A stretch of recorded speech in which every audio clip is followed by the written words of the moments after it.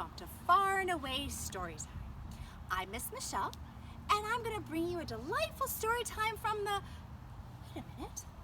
This is not the Camp Public Library. Where are we? We are in my backyard. A little special treat for us today for story time.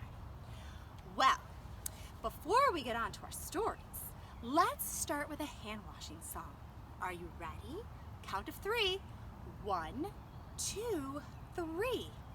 This is the way we wash our hands, wash our hands, wash our hands. This is the way we wash our hands so early in the morning. Beautiful, beautiful. All right, so with permission from Random House Publishing, our first story today is called The Monster at the End of This Book, written by John Stowe. Are you guys afraid of monsters? I don't know. Sometimes when they're not friendly, maybe. Let's see.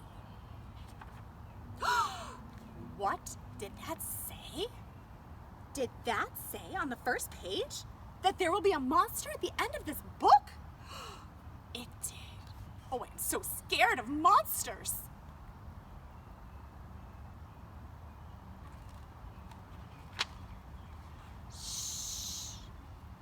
Listen, I have an idea. If you do not turn any pages, we will never get to the end of the book.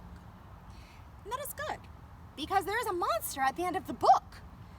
So please, do not turn the page. What do you think? Should we turn the page? We did. You turned the page! Oh, look at Grover. He's so upset. Maybe you do not understand. You see, turning the pages will bring us to the monster at the end of the book. But this will stop you from turning the pages. I'm tying the pages together so that you cannot... You turned another page. You do not know what you are doing to me. Now stop turning pages. All right, should we do it again? Okay. There. I, Grover, am nailing this page to the next page so that you will not be able to turn it, and we will not get any closer to the monster at the end of this book. You think that's going to stop us? Let's see.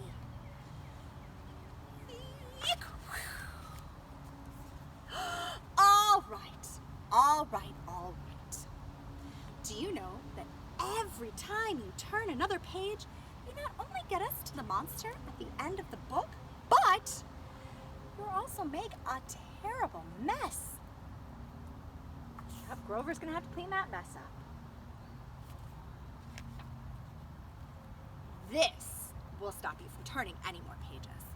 A heavy, thick, solid brick wall. I would just like to see you try to turn this page. All right, guys, flex your muscles and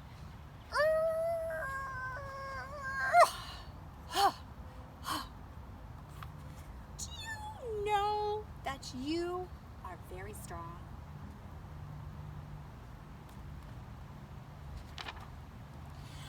The next page is the end of this book, and there's a monster at the end of this book. Oh, I'm so scared. Are you guys scared? Biting your nails? Please, do not turn the page. Please, please, please. Well, guys, what do you think? I think we should turn the page. Well, look at that. This is the end of the book, and the only one here is me. I, lovable furry old Grover, am the monster at the end of the book. And you were so scared. I told you and told you that there was nothing to be afraid of. Is that what Grover told us?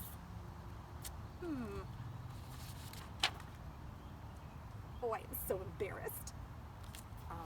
That was lovely. I hope you guys enjoyed that. All right, next, we have some unicorns. Can you count these unicorns with me? We have 1, 2, 3, 4, and 5 unicorns. So I'm going to hold up my unicorns for our poem, and maybe you can hold up 5 fingers, and those can be your unicorns. All right. Are you ready? 5 little unicorns walking past some trees. The first one said, "Look at the bees." What do bees say? Good, that's right. Buzz, buzz. The second one said, "I see a rose." Those are lovely. The third one said, "I will smell it with my," what do you smell with? That's right, my nose. The fourth one said, "Let's go for a run." How fast do you think horses? The fifth one said, first one home gets a Cinnabon. There, thank you for counting with me. Have you guys been doing a lot of baking lately? I have. No Cinnabons though. Maybe another time. Those dough sound delicious with a little icing melting on top though. I can see why that the unicorn wants to be the first one home. All right, well, now we have our second story. With generous permission from Simon & Schuster, we are reading Pokko and the Drum by Matthew Forsythe. And look on the front of the cover, what is that? A frog. And what do frogs say? Good job. Ribbit, ribbit. All right, well, let's see what happens to Pokko. The biggest mistake Pokko's parents ever made was giving her a drum. They had made mistakes before, because sometimes parents do. Like the slingshot.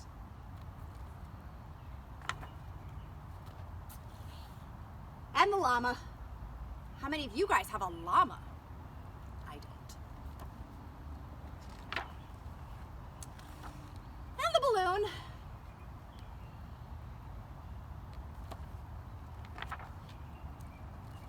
But the drum was the biggest mistake.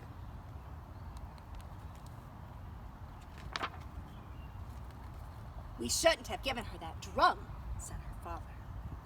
What? Said her mother. The drum is too loud. I can't hear you.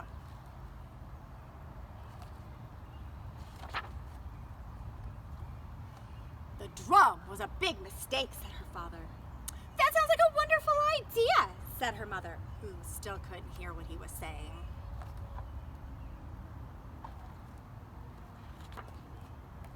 The next day, her father said, Pokko, why don't you take your drum outside for a little while? But don't make too much noise. We are just a little frog family that lives in a mushroom. We don't like drawing attention to ourselves.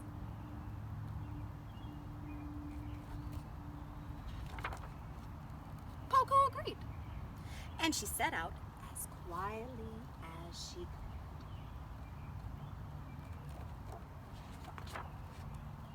It had just rained, and the forest was sparkling like an emerald.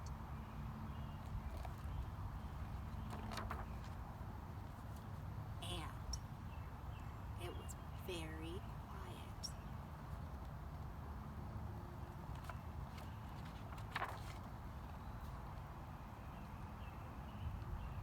Too quiet.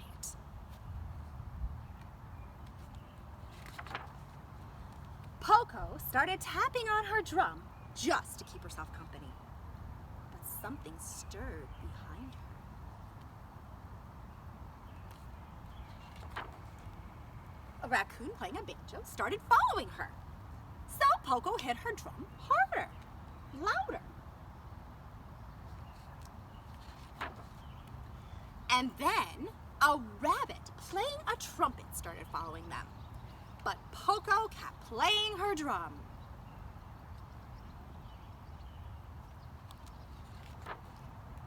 And then a wolf, who really really couldn't play anything, but was very happy to be near the music, joined in. And still, Pogo played her drum. She's kind of the leader of a parade at this point.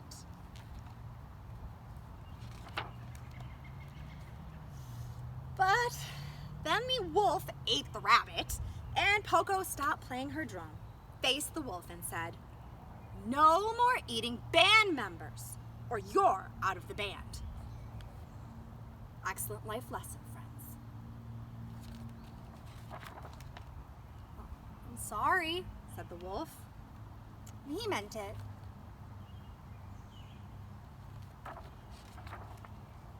And they all started playing again.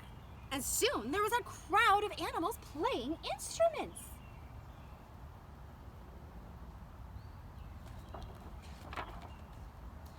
And the crowd of animals following them around, enjoying the music.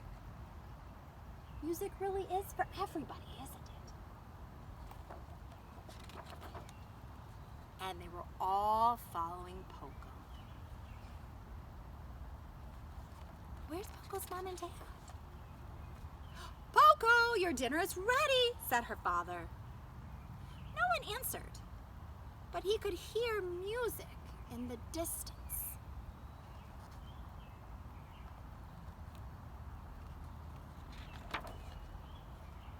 And the music grew louder.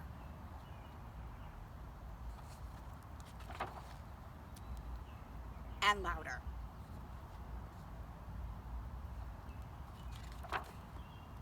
Until the crowd swept through the house and carried Pogo's parents off into the woods. "Oh no," said her father. "Oh dear," said her mother. "I think that's Pogo down there in front," said her father. "Do you know what?" "What?" said her mother, who was just getting to the best part of her book. "I think she's pretty good." And no one could hear what he was saying. But if they could, they would all have agreed. Oh, what a lovely story. Doesn't that just make you want to get out and dance or pick up an instrument? Well, you do that. Everybody can make music. All right, friends. Well, we have had a wonderful time in story time today, and now it's time for our goodbye song. But I know we will see each other again so soon. We miss you all. All right, let's get ready. Skinnamarink-a-dinky-dink, skinnamarink-a-doo. I love you. Skinnamarink-a-dinky-dink, skinnamarink-a-doo. I love you. I love you in the morning and in the afternoon. I love you in the evening and underneath the moon. Skinnamarink-a-dinky-dink, skinnamarink-a-doo. I love you. I love your singing. I love you. You're terrific. I love you. See you next time. I love you. Choo. Boop boop be doo. Mwah. Have a great day, guys.